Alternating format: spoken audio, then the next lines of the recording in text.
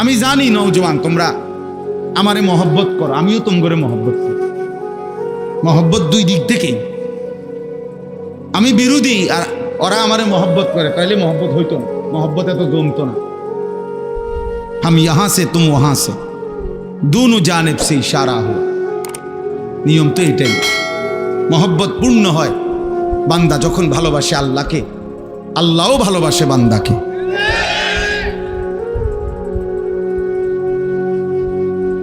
তাহলে ঠিক এরকম আমরা আমাদের ছেলেদেরকে মহব্বত করি।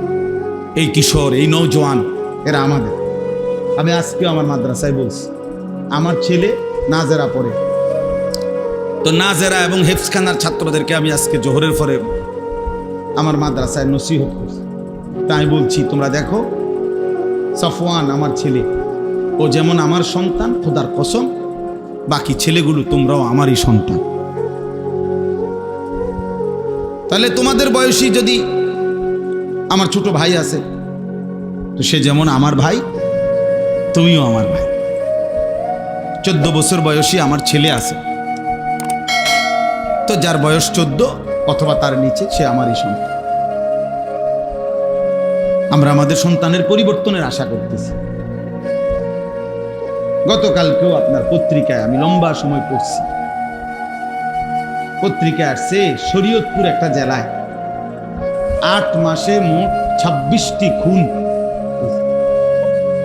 তো ওইখানের আইন শৃঙ্খলা রক্ষাকারী বাহিনী সহ ওই জেলার বিবেকবান মানুষরা আলোচনায় বসছে যে এইভাবে নৃশংস খুন একটি জেলায় এমন হচ্ছে কেন। প্রত্যেকেই বলছে, কসম আল্লাহর, পত্রিকা, এগুলো কোনো হুজুররা না, জেনারেল শিক্ষিতরা মিটিং করছে। তারা মনে করেন পুলিশের লোক, আইনের বিভিন্ন লোকরা মিলে, সরকারি বিভিন্ন লোকরা, এলাকার নেতৃস্থানীয় মানুষরা প্রত্যেকেই একথা স্বীকার করছে যে ধর্মীয় অনুশাসন মুসলমানের পরিবারের মধ্যে নাই। চারিত্রিক অবক্ষয়, যত্রতত্র মোবাইল, ইন্টারনেট সহ প্রত্যেকে নিজ নিজ সন্তানকে তার হাতে ছেড়ে দিছে যে বাবা তোমার মতো তুমি বড় হও, তোমার যখন যেটা ভাল লাগে, তোমার যেটা পছন্দ, তুমি তোমার মতো বড় হও। এই তোমার মতো বড় হইতে গিয়ে নিজের মতো করে ছেলে, বাবা কেন তাকে প্রতিদিন মোবাইল দেখতে নিষেধ করে কেন? এজন্য সে আগে ছুরি অর্ডার দিয়া কিনাইছে, এরপরে কোন জায়গাতে ঘাই দিলে সাথে সাথে মারা যায় ওইটা আবার প্রশিক্ষণ নিছে ইন্টারনেটের মাধ্যমে। এরপরে বাবারে আপন সন্তান 1 মিনিটের ভিতরে ঠিক ওই পয়েন্টে ছুরি দিয়া ঘাই দিয়া হত্যা করছে। শোনেন নাই? বাংলাদেশে আপন সন্তান, ওই দেখেন, ওই অপদার্থরে দেখেন, ওই দেখেন কতটুকু বাচ্চা দেখছেন, ওরে দেখেন, বাচ্চাটারে দেখেন, তার মোবাইলটারে দেখেন। অসভ্যতা কাকে বলে দেখেন, ওর সাইজের চাইতে ওর মোবাইল বড়।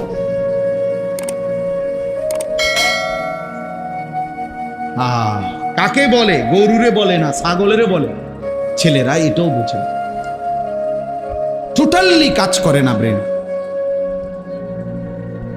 টোটালি কোনো কাজ। অসংখ্য ছেলে পেলের হালাত যাদের ব্রেনে এখন আর কোনো কাজ করে না।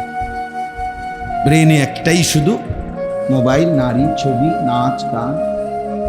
এই নজর মানে এই চোখ একটি অঙ্গ শরীরের, এই একটি অঙ্গ দিয়ে সে চোখ এই পরিমাণ গুনাহ করতেছে সে, আহা, বাকি অঙ্গগুলো আর হিসাব করুন লাগবে না, ওইটাই সারে। জাহান্নামের জন্য তার চোখের গুনাহগুলোই যথেষ্ট। আর যে হাত, পাও, অঙ্গ প্রত্যঙ্গ, লজ্জাস্থান, সেগুলো লাগবে না। এগুলো হিসাব করে আপনি কি করবেন?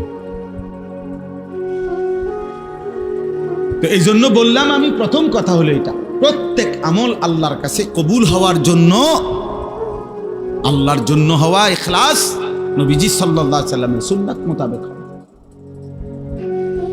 এই জন্য রাসূল সৈনিক লেখাতে আমি এটা বলছি। রাসূলুল্লাহ সাল্লাল্লাহু আলাইহি সাল্লামের সৈনিক নামে যদি যুব সংগঠন একজন সদস্য যদি থাকো ভাই, মনে রাখবা চেহারায় চুল যার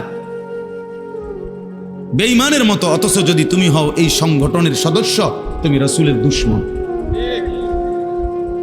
আজকের সারাদিন এই সংগঠনের যেই সদস্য ফজরের নামাজ থেকে এশার নামাজ পড়ো নাই, আমি অন্যরে বললাম না, আয়োজক যারা, যাদের নামে এই সংগঠন, তোমাদের মধ্যে যারা ফজর থেকে এশার নামাজ পড়ো নাই, তুমি রাসূলের দুশমন, তুমি আল্লাহর দুশমন,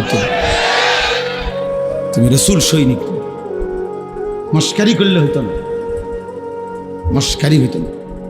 রাসূল সৈনিক আইসা 1450 বছর পরে রাসূলের সৈনিক হবে বেনামাজি, রাসূলের সৈনিক হবে মোবাইলে নারী ছবি দেখা, রাসূলের সৈনিক সারা রাত উলঙ্গ ছবি দেখবে, হালাল হারামের কোনো পার্থক্য নাই, আখিরাতের কোনো ফিকির নাই, সে রাসূল সৈনিক নয়, সে রাসূলের দুশমন। রাসূল সৈনিক যারা ছিলেন প্রথম, আবু বকর, ওমর, উসমান, আলী, সেই সাহাবাদের সাথে তুমি তোমারে মিলাও। যেন প্রথম দায়িত্ব নিজের তরবিয়ত, নিজেদের তরবিয়ত। এটা দেখাই দিলাম বেড়া একটা সম্মেলন কইরা, বিরাট মানুষ হয়েছে রে, মানুষ হয়েছে, মানুষ হয়েছে, অতএব কবর রাজাব সবার মাপ, ঠিক না? এই সংগঠনের সকলের কবর রাজাব মাপ তো, কারণ মানুষ হয়েছে তো, মানুষ তো হয়েছে, মানুষ হইলে কবর রাজাব না।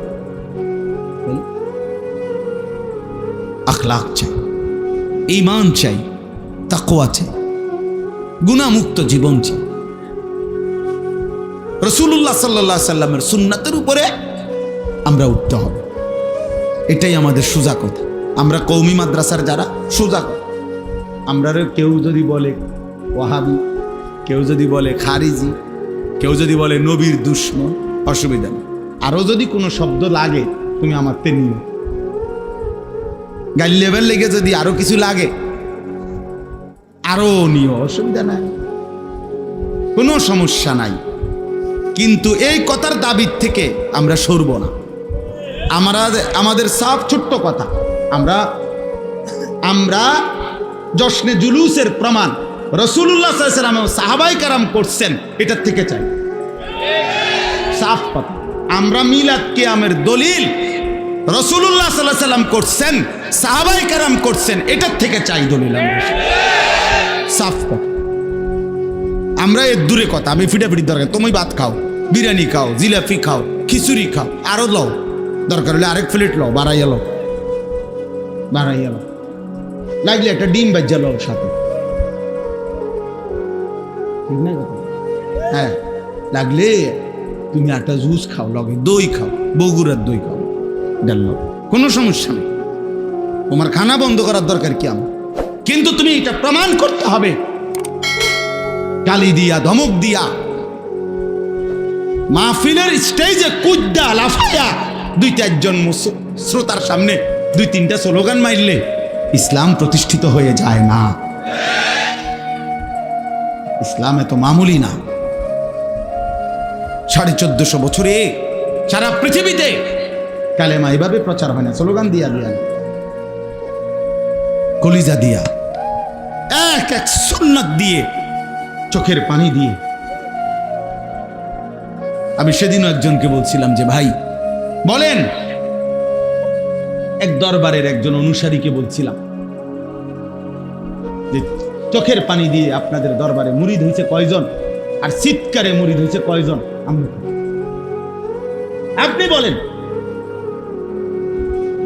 আপনি বলেন যে আমাদের মুরিদ যদি হয় 10,000, এর মধ্যে 5,000 হয়েছে চোখের পানিতে, 5,000 হয়েছে চিৎকার চেঁচামি হুঙ্কারে। না না, চোখের পানি। আল্লাহওয়ালাদের চোখের পানি দেখে, চোখের পানি দেখে মানুষের দিল নরম হয়ে গেছে, মানুষের দিল নরম হয়েছে। শক্ত পাষাণ যুবকও বদলে গেছে যে হায়, এক আলেমে দিন তো আমার জন্য কাঁদতেছে।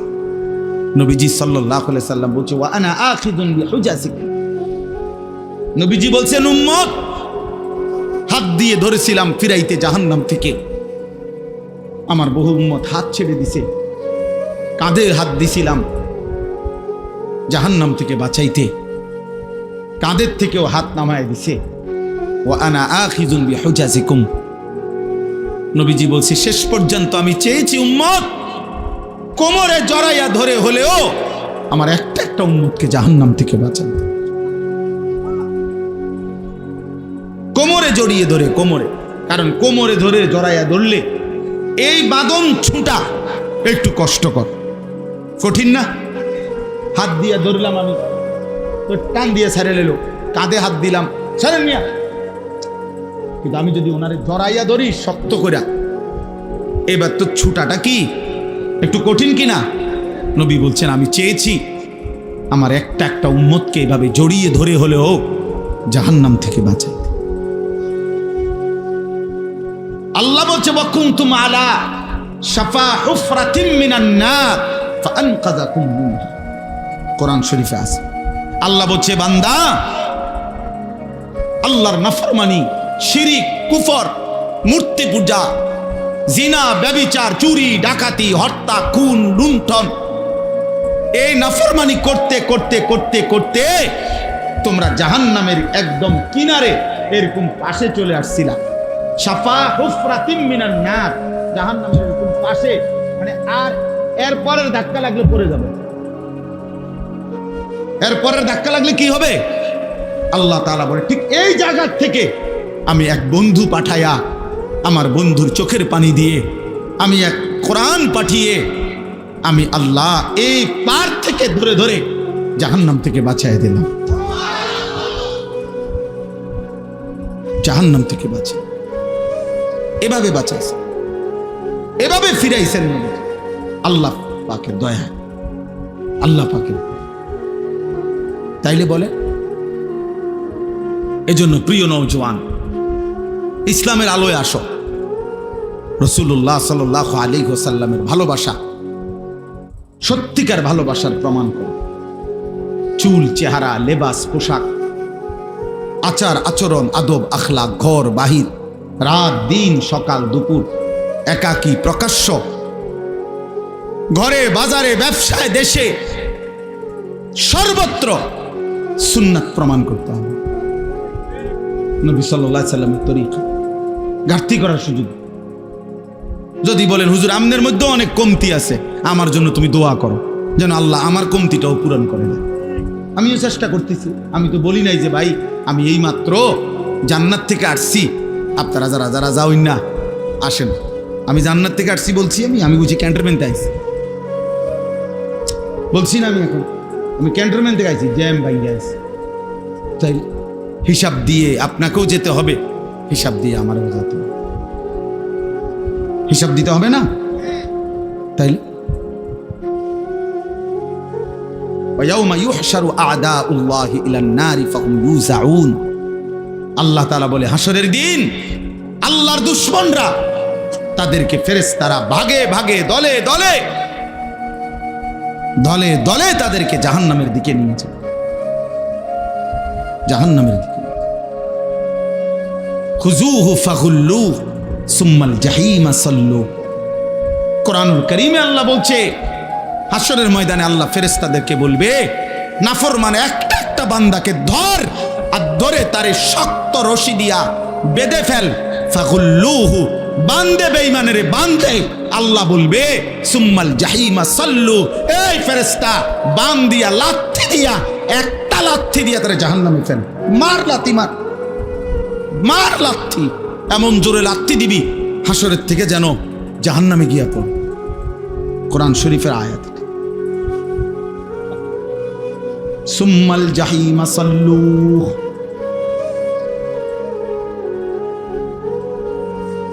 সুম্মা ফি সিলসিলাতিন যারউহা ৭০ যিরাআন ফাসলুকুহ, ফেরেশতা যখন ছুঁড়ে মারবে জাহান্নামে বেঁধে, খোদার কসম বন্ধু, কোরআনে আল্লাহ বলছেন আল্লাহ তখন জাহান্নামের ভেতরে যারা ফেরেশতা আছে, জাহান্নামের দায়িত্বে, সেই জাহান্নামের ফেরেশতাদেরকে এবার আল্লাহ বলবে ৭০ হাত লম্বা, ৭০ যিরাআন, ৭০ মানে ৭০ হাত লম্বা জাহান্নামের আগুনের শিকল দিয়ে নাফরমানকে আবার বাঁধো, ফাসলুকুহু, এইবার কুত্তার মতো পুরা জাহান্নামে ঘুরাও। ফাসলুকুহু, তারে ঘুরাও, তারে ঘুরাও। পুরা জাহান্নামের বাকি নাফরমানগুলোকে ঘুরে ঘুরে দেখাও। এটা সুদখোর, এটা ঘুষখোর, এটা জেনাখোর, এটা বেবিচার করত, এটা বেপর্দা নারী, এটা বেহায়া নারী, এটা মদখোর, গাঁজাখোর, এটা জুয়া খেলতো, এটা নেশাখোর, গাঁজাখোর, এটা ফুট্টাখোর, বাবাখোর।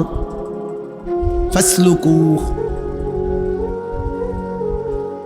হ্যাঁ, বারবার আল্লাহ বলছে, আল্লাহ বলছে বান্দা আমি ছেড়ে দেব না। বান্দা আয়াহসাবু আল্লান ইয়াকদির আলাইহি আহাদ, আল্লাহ বলে বান্দা কি ভেবেছে তার উপরে কোনো ক্ষমতা নাই? আল্লাহ যেন জিজ্ঞেস করছে, বান্দা এতটা নাফরমানি করছো, কি ব্যাপার? তুমি কি ভেবেছো তোমার উপরে এখন আর কারো ক্ষমতা নাই? তুমি যুবক হয়ে গেছো, শরীর স্বাস্থ্য মজবুত হয়ে গেছে, কোন একটা দৌড় দিবা? হ্যাঁ, এই নি ভাবছো তুমি? আয়াহসাবু আল্লান ইয়াকদির আলাইহি আহাদ, সে কি ভেবেছে তার উপরে ক্ষমতা নাই? আল্লাহ বলেন বান্দা তুমি কেমনে ভাবলা? তুমি কি জানো না আমি রব্বুল আলামিন গোটা কায়নাত একই সেকেন্ডে পরিচালনা করি? তাবারাকাল্লাযী বিয়াদিহিল মুলক ওয়া হুয়া আলা কুল্লি শাইইন কাদির, সব কিছুর উপরে সমান ক্ষমতাবান।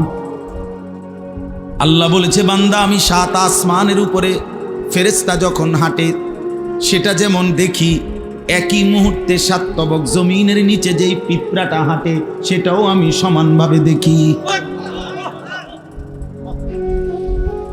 ওমা ইয়াযুবু আর রাব্বিকা মিন মিসকালি যাররাতিন ফিল আরদি ওয়ালা ফিস সামা, আল্লাহ বলছে বান্দা মনে রেখো তোমার রবের দৃষ্টি থেকে আড়াল হবে না এক জাররা, জমিনেরও কোনো কিছু, আসমানেরও কোনো কিছু। ওয়ালা আসগরা মিন যালিকা ওয়ালা আকবারা ইল্লা ফি কিতাবিন মুবিন। আল্লাহ বলে এক জাররার চাইতে যদি কম হয় সেটাও আল্লাহর আড়ালে হবে না, এক জাররার চাইতে বেশি হলেও আল্লাহর আড়াল হবে না। শুধু আল্লাহর আড়ালে নয়, ইল্লা ফি কিতাবিন মুবিন, সব কিছু ডানে বামে আমল নামার মধ্যে 24 ঘন্টা লেখা হচ্ছে।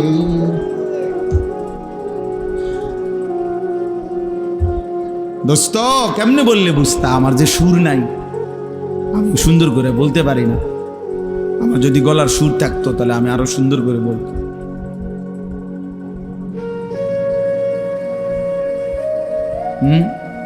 কি বললে বুঝতা? এই নারী ছবি, মোবাইলের এই অশ্লীলতা, এই জেনা ব্যভিচারের দৃশ্য, চারিদিকে 24 ঘন্টা তোমরা শুধু গুনার দৃশ্য দেখো। কোথায় একটা মেয়ে আছে, কোথায় একটা নারী আছে, কোথায় একজন মহিলা হাঁটতেছে, কোথায় স্কুল ছুটি হয়েছে, কোথায় মানুষ মহিলাদের হাঁটা চলা আছে।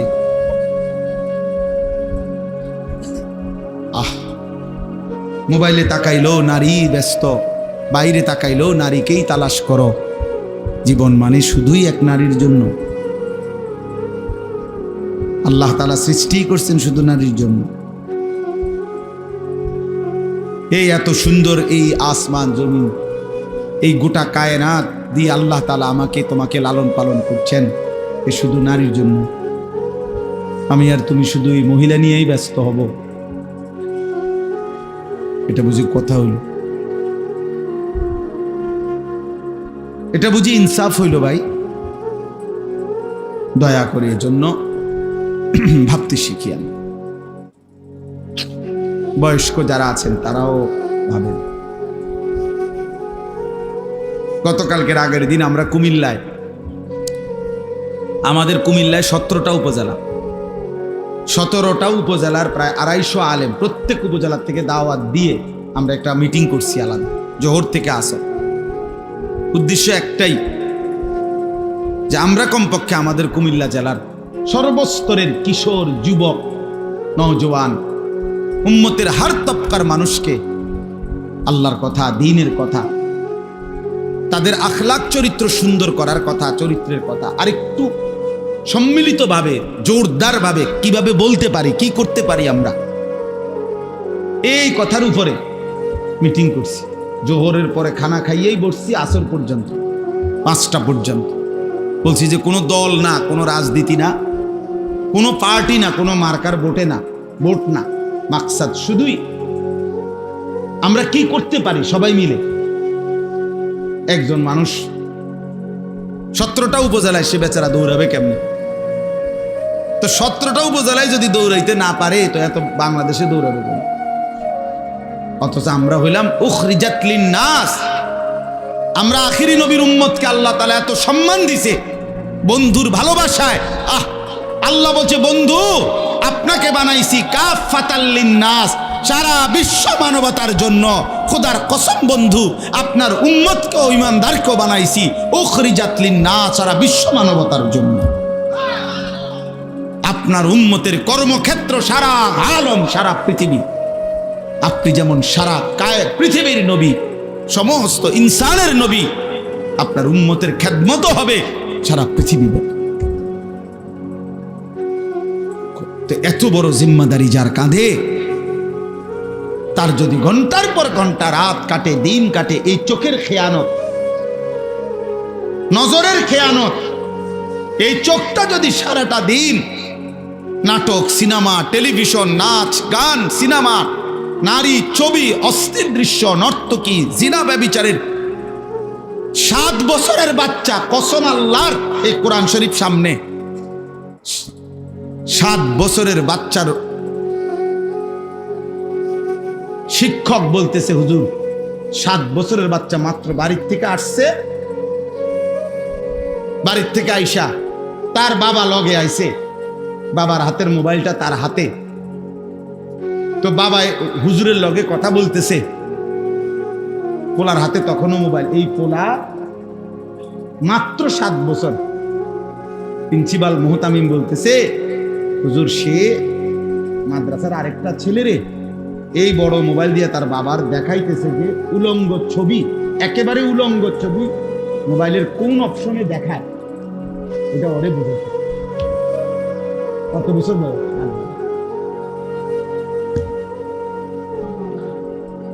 আমার সমাজ কোথায় নেমে গেছে?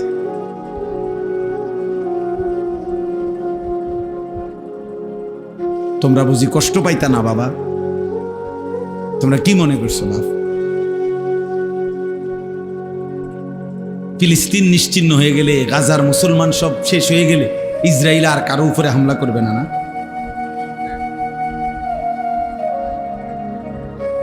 হ্যাঁ, ইয়াহুদিদের শুধুমাত্র ওই গাজার এই কয়জন মুসলমানের উপরেই তো শুধু জিদ নাকি?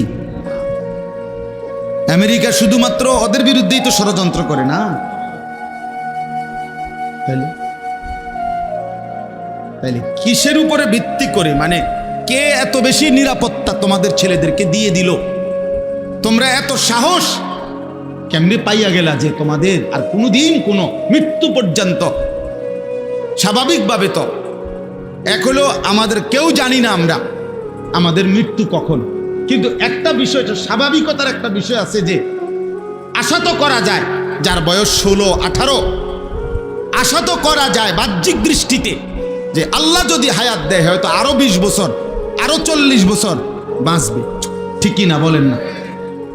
তাইলে 16 বছর বয়সে যদি তুমি এত নারী, এত ছবি, এত উলঙ্গ দৃশ্য, এত জিনা ব্যভিচারের দৃশ্য দেখে ফেলো, এত খারাপ যদি হয়ে যাও, 16 বছর বয়সে যদি এক ওয়াক্ত নামাজ পড়তে মন না চায়, প্রিয় ভাই আমার, সন্তান আমার, আগামী পরবর্তী 40 বছর কেমনে পার করবে?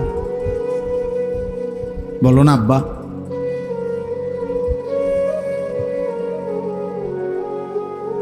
এত কম বয়সে যদি এত নষ্ট হয়ে যাও, এরপরে হ্যাঁ, এরপরে কি হবে?